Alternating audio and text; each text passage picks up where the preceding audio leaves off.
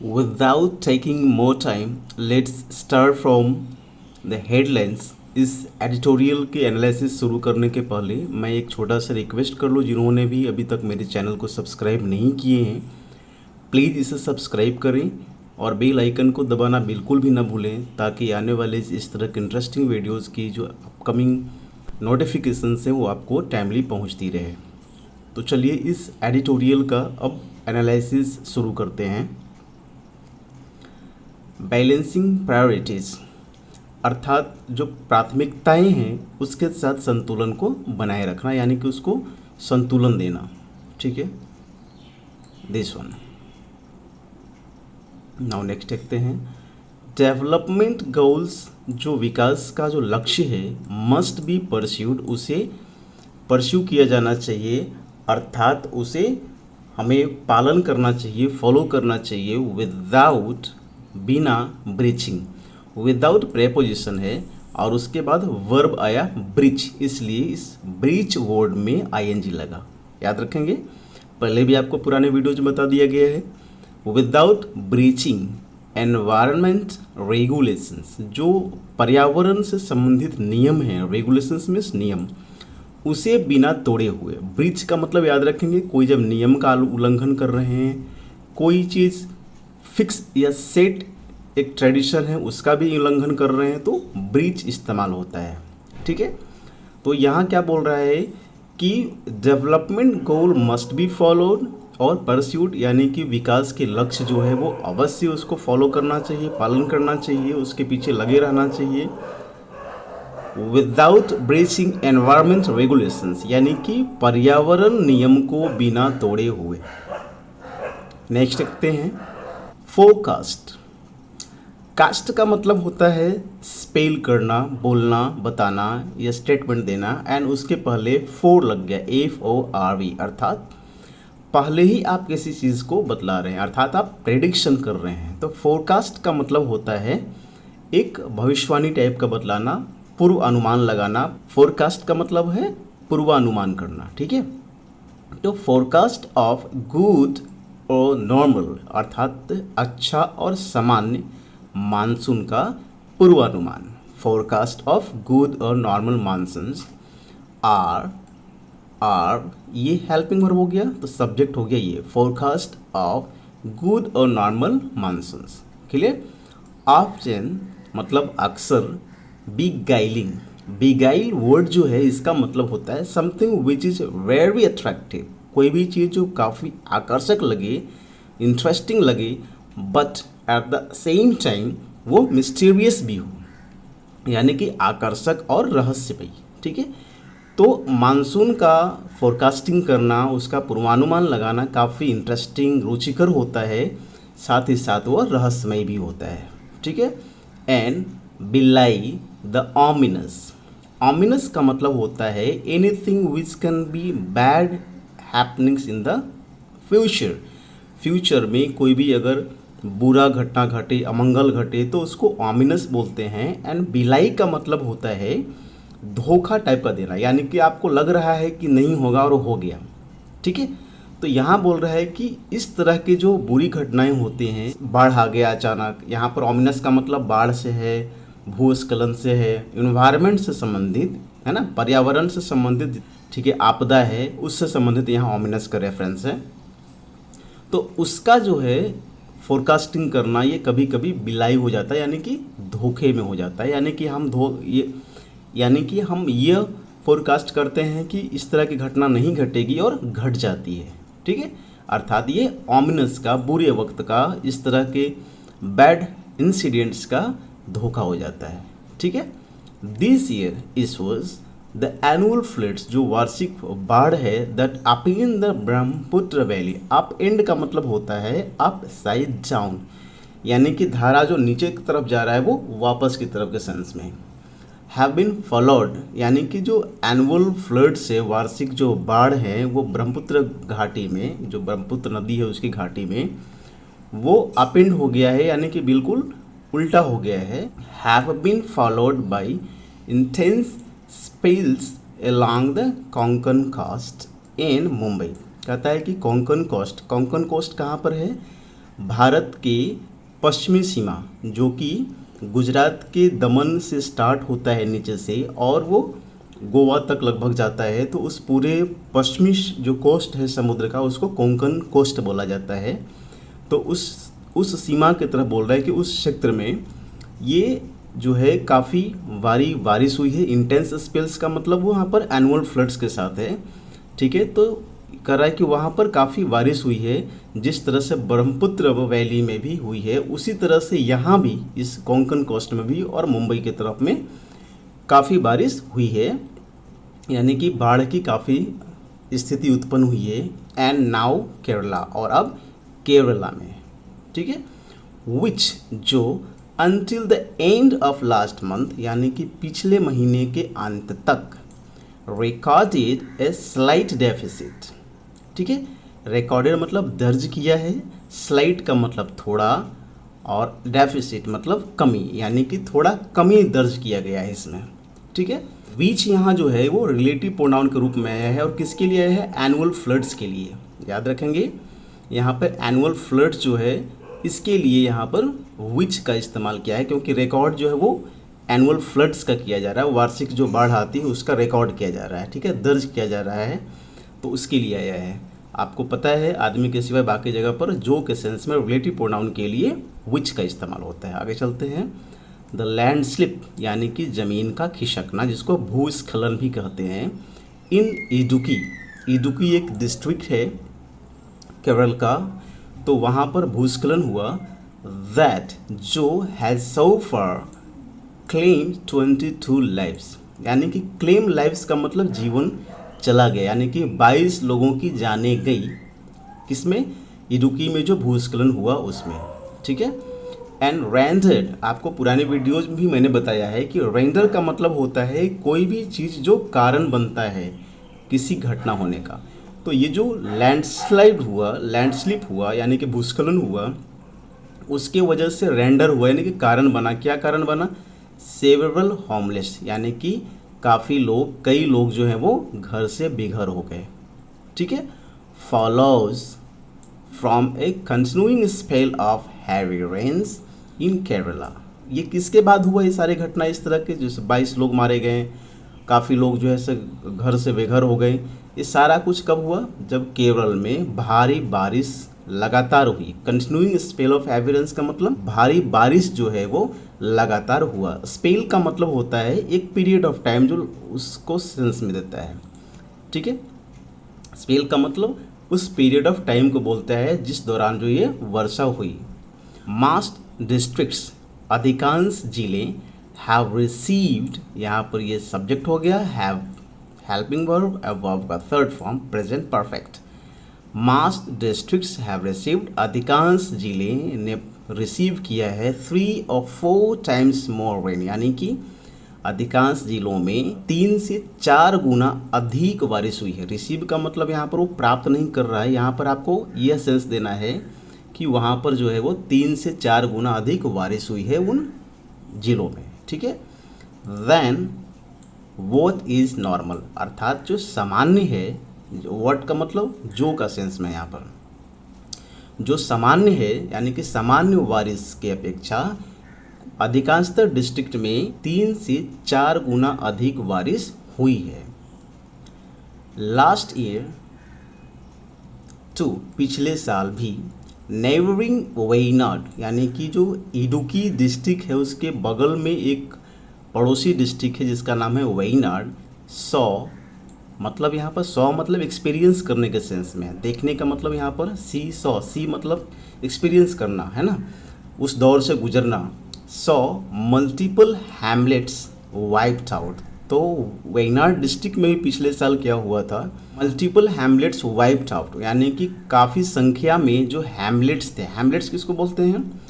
छोटे छोटे जो गांव होते हैं उसको हैमलेट बोला जाता है, वो वाइप्ड अप हो गए थे, मतलब समाप्त हो गए थे, बह गए थे, ठीक है। एंड द ईयर बिफोर, और एक साल पहले, द डिवास्टेटिंग फ्लड्स, और जो विनाशकारी फ्लड आया था इन द स्टेट, राज्य में, अर्थात केरल की बात बोल रहा है, ठीक है। याद रखेंगे, जब नाउन को रिपीट करना होता है तो उसके लिए द लगाने से यह साबित हो जाता है, यह क्लियर हो जाता है कि हम उसी नाउन की बात कर रहे हैं। तो चूंकि केरल की बात पहले हो चुकी है, इसीलिए इस स्टेट वर्ड के साथ जो है वो द आर्टिकल लगाया है। ठीक है। The state forced A debate on need for new models of development. ठीक है। कहता है कि जो राज्य है वहाँ पर इस स्थिति को पैदा होने के कारण, अर्थात ये जो विनाशकारी फ्लड्स आने लगे, इस तरह के एनवायरमेंटल डिवास्टेटिंग कॉजेज होने लगे, इस तरह के बर्बादी का कारण के काफ़ी पर्यावरण से संबंधित आपदाएं आने लगी, इसके बाद जो है उस राज्य में एक डिबेट शुरू हो गया कि भाई विकास का एक नया मॉडल हमें चाहिए क्या। ठीक है। फोर्स का मतलब होता है किसी वजह से हम जब मजबूर हो जाएं किसी चीज़ पर कुछ करने के लिए, तो वहाँ पर फोर्स का इस्तेमाल होता है।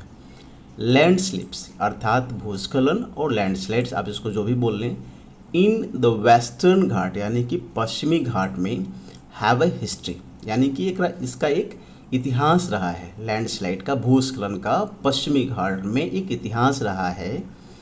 फॉलोइंग द 2018 फ्लड्स, यानी कि 2018 के बाढ़ के बाद, data from the geological survey of India, जो जीएसआई है भारत का, जो भारत के ज़मीनी स्ट्रक्चर्स या उसके लैंड स्ट्रक्चर्स और उसके सारे स्टडी करता है, उससे शोड दैट, यानी कि उसका जो डाटा है वो यह बतला रहा है दैट कि केरला हैड एक्सपीरियंस्ड, कि केरला ने झेला है, देखा है 67 मेजर लैंडस्लाइड, यानी कि 67 बड़ी लैंडस्लाइड अर्थात भूस्खलन इवेंट्स, यानी कि भूस्खलन की घटना, and several minor ones from 1961 to 2013, और छोटे छोटे कई वहाँ पर घटना जो है 1961 से 2013 के बीच में हुआ है।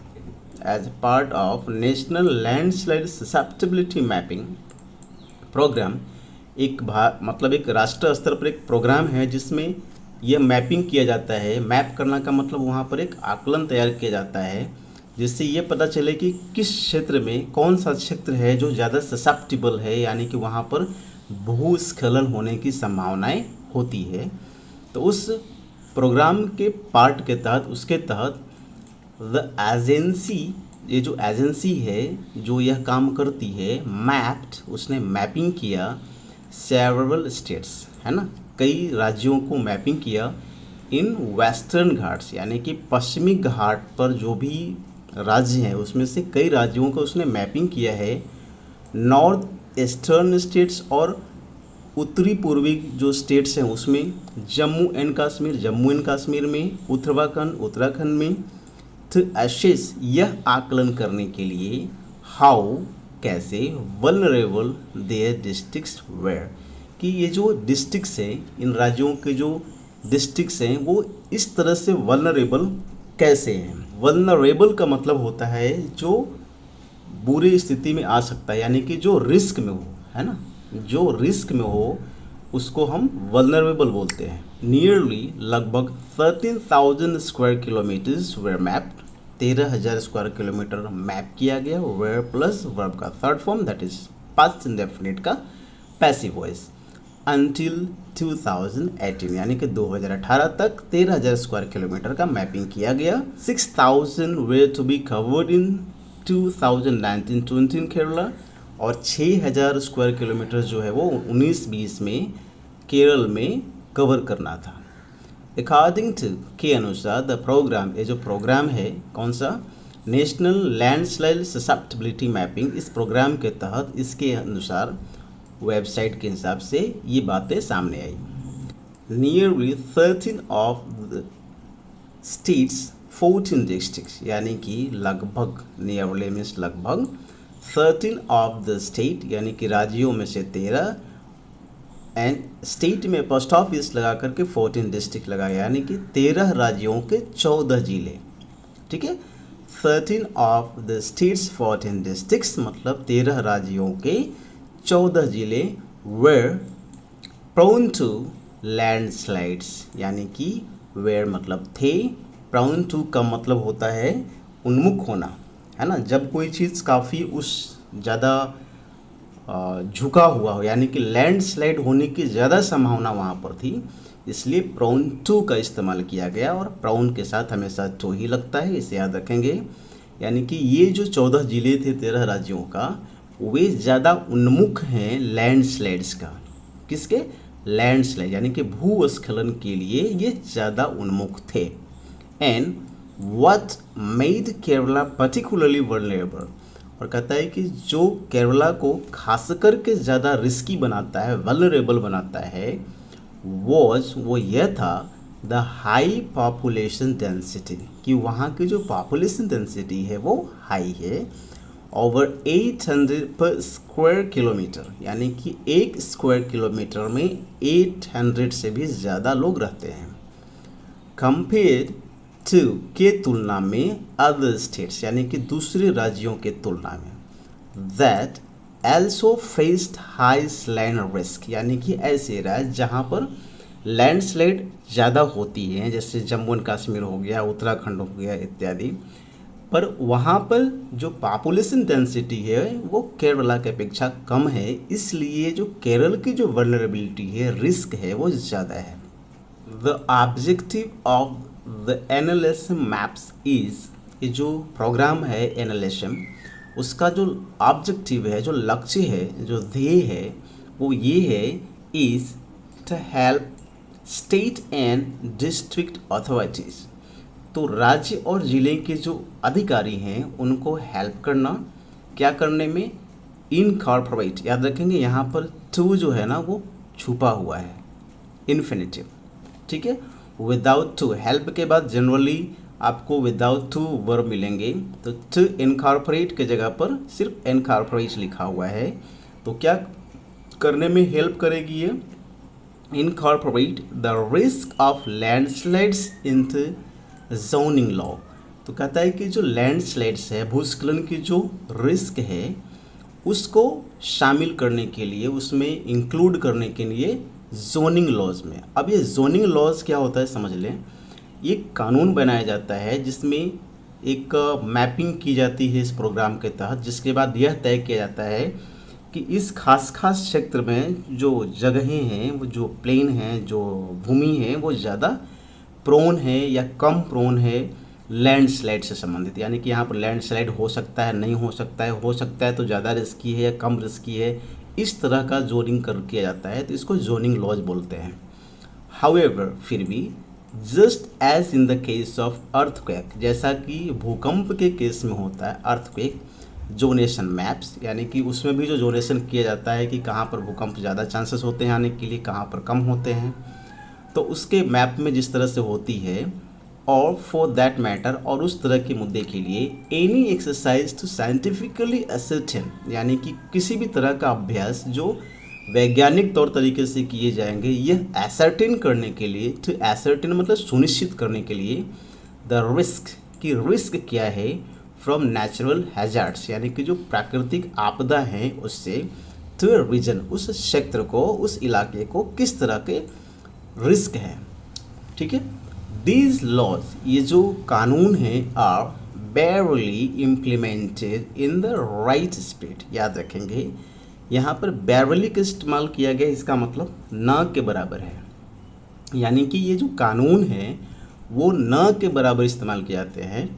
इम्प्लीमेंट मतलब लागू किए जाते हैं, इन द राइट स्पीड, यानी कि जिस स्पीड के साथ इस कानून को बनाया गया है, जो भाव है कानून का, उस स्पीड के साथ, उस भाव के साथ इनका हम इम्प्लीमेंटेशन नहीं करते हैं, इसको हम लागू नहीं करते हैं, ठीक है। तो बैरली से ये नेगेटिव सेंस आ गया, ठीक है। And this is not unique to Kerala, और ये केरला के लिए कोई विचित्र नहीं है ना। द डिटेल्स माइट वेरी, ये जो ब्यौरा है, डिटेल है, वो वेरी कर सकता है, अलग अलग हो सकता है, बट लेकिन it is now beyond contestation that India is living in a new climate normal, ठीक है। कहता है कि डिटेल वेरी कर सकता है, ब्यौरा वेरी कर सकता है, चेंज हो सकता है, बदल सकता है, लेकिन यह कंटेस्टेशन से बियॉन्ड है, यानी कि इस पर कोई कंटेस्ट नहीं कर सकता है, कोई इसका विरोध नहीं हो सकता, यानी कि विरोध से परे है यह बात कि भारत जो है अब एक नए क्लाइमेट नॉर्मल में रह रहा है। इसका मतलब क्या हुआ? न्यू क्लाइमेट नॉर्मल का क्या मतलब हुआ? क्लाइमेट का मतलब जलवायु और न्यू का मतलब नया और नॉर्मल का मतलब एक सिद्धांतिक स्थिति पैदा हो गई, यानी कि एक नया स्थिति है जो नॉर्मल हो गया है भारत के सामने और वही कंटिन्यूअस चल रहा है। इस बात से कोई डिसएग्री नहीं कर सकता है, इसको कंटेस्ट कोई नहीं कर सकता है, ठीक है। Frequent high intensity burst of rain, अब क्या बोलता है कि स्थिति क्या है कि फ्रीक्वेंट का मतलब बार बार होता है, अक्सर होते रहता है। High intensity burst of rain यानी कि वर्षा का अचानक हो जाना, ठीक है, काफ़ी मात्रा में।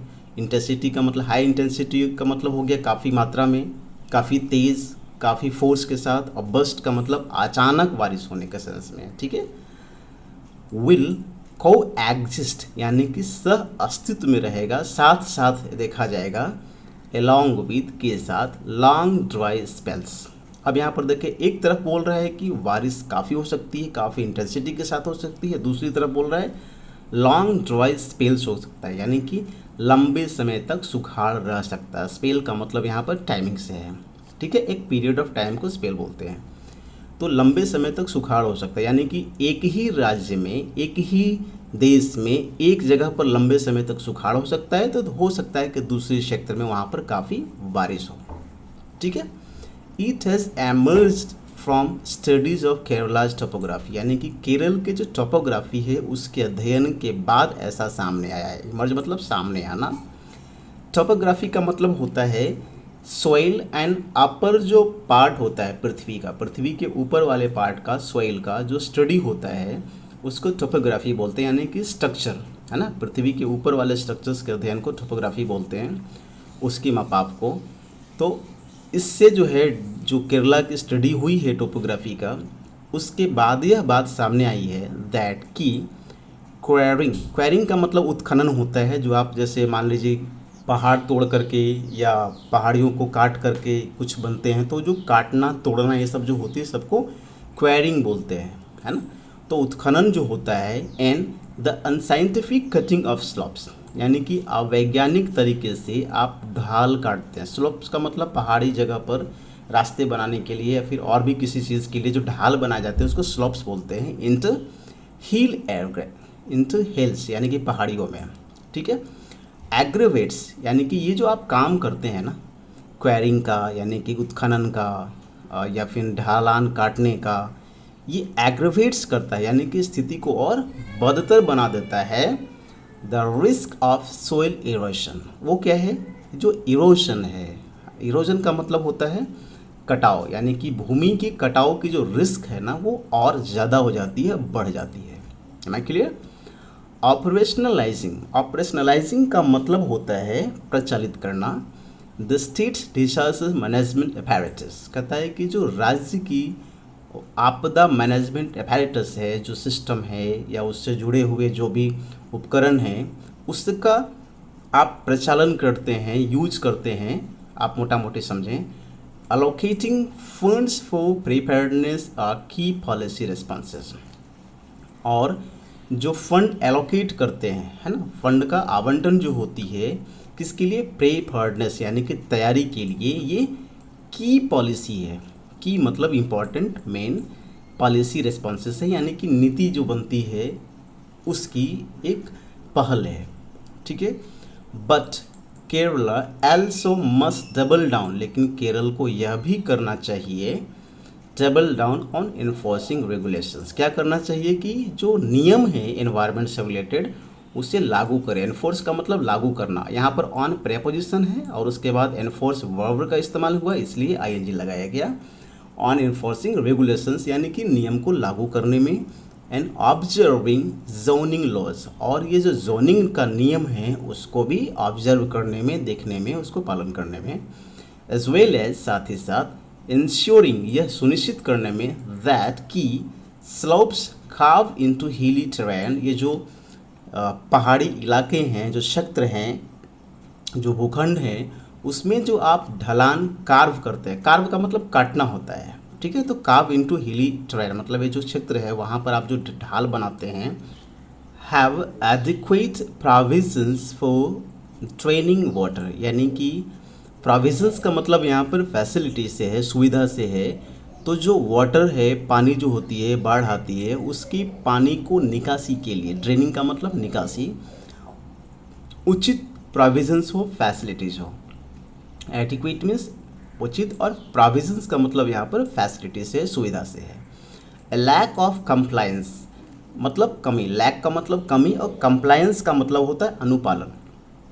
अ lack of compliance with such principles, इस तरह के जो नियम हैं, सिद्धांत हैं, इससे जो अनुपालन करने में कमी होती है, लोग अनुपालन नहीं करते हैं, इज ऑफ्टन अ की रीजन, यह महत्वपूर्ण कारण है, वाई नेचुरल हैजर्ड्स, ये जो प्राकृतिक विपदा है, आपदा है, and up causing a significant number of avoidable casualties. कहता है कि इसकी वजह से जो काफ़ी संख्या में इस तरह की विपदाएं होती है, किस तरह की विपदा, जो अवॉइडेबल है उसको हम अवॉइड कर सकते हैं, लेकिन फिर भी हम अवॉइड नहीं कर पाते हैं। उसके पीछे जो मेन रीज़न वो क्या है कि हम जो रूल्स हैं, रेगुलेशंस हैं, जो नियम कानून हैं, उनको हम अनुपालन नहीं करते हैं, ए लैक ऑफ कंप्लायंस है, ठीक है। और ये मेन रीज़न है कि इस तरह की आपदाएं आती रहती हैं और हम उसे कंट्रोल नहीं कर पाते हैं। There is a cost of pursuing development goals without paying attention to environmental constraints। अब इसको दो तरह से समझते हैं। There is a cost यानी कि कीमत चुकानी पड़ती है। आप कैसे चुकानी पड़ती है आप समझें। To pursuing development goals, हमारी जो ध्यान है वो विकास की तरफ है, लक्ष्य हमारा विकास है। Without paying attention, बिना यह ध्यान दिए हुए, to environmental constraints की पर्यावरण से संबंधित हमारी क्या सीमाएं हैं, क्या रूल्स एंड रेगुलेशंस हैं, उसको बिना फॉलो किए हुए, उस पर बिना ध्यान दिए हुए, हम सिर्फ हमारा जो लक्ष्य है वो विकास है, ठीक है। इसकी वजह से देयर इज ए कॉस्ट, तो कीमत चुकानी पड़ती है। और वो कीमत क्या है, इस तरह की विपदाएं हैं, लोगों की जाने जाती है, ठीक है। तो इस तरह का जो कॉस्ट है, इसको कॉस्ट का सेंस में यहाँ पर है हानि से, है ना, काफ़ी हानि उठानी पहुँचती है। तो कॉस्ट का मतलब यहाँ पर क्या हो गया, कीमत। लेकिन किस तरह का कीमत, जो हमें नेचुरल डिजास्टर की वजह से, प्राकृतिक विपदा की वजह से उठानी पड़ती है, जाने जाती है, जान माल की क्षति पहुंचती है। तो यहाँ पर कॉस्ट का मतलब वो है। Friends, I hope I have made my points clear. If you really like this video, please hit the like button, do share this video to your friends, your circles. Thank you very much.